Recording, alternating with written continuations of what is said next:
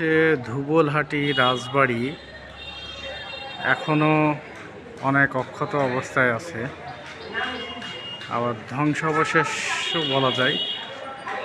ধ্বংসাবশেষ হলেও এখনো ছাদগুলো অনেকটাই জীবিত।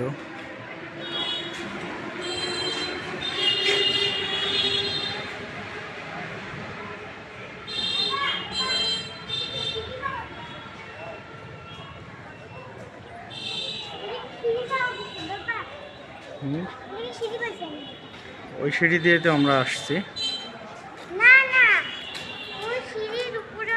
রাজার রাজবাড়ির সামনের অংশে একটা পুকুর, এই অংশটাই অনেক সেই পুরাতন পিলারগুলো দেখা যাচ্ছে কারুকার্যে ভরা।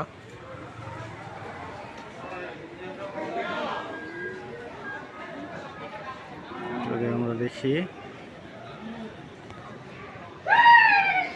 এটাকে যদি সংরক্ষণ করা হতো তাহলে হয়তো আরো ভালো অবস্থায় থাকতো। ঠিক আছে,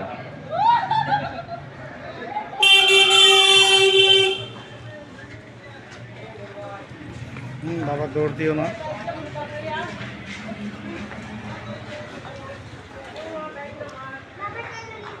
হ্যাঁ, আসো আসো।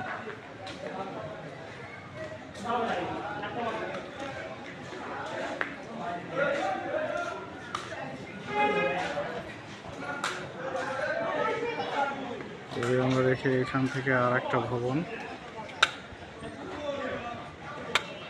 এটা ছিল রাজার ঢোকার প্রধান ফটক।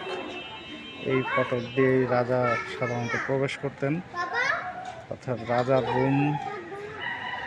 ডান পাশের যে পরিত্যক্ত বিল্ডিংটা, এটা সম্ভবত রাজার কোনো রুম ছিল। ঢোকার সময় উনি এই পাশ দিয়ে ঢুকতেন। আর যদি আমরা দেখি, রানী ভবনটা ছিল বাম পাশে, আর একটা ভবন পরিত্যক্ত, এটা ছিল রানী ভবন।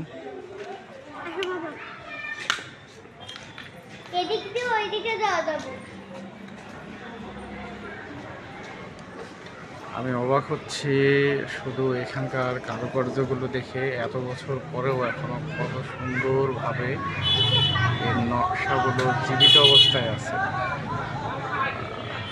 কত পুরাতন কাজ।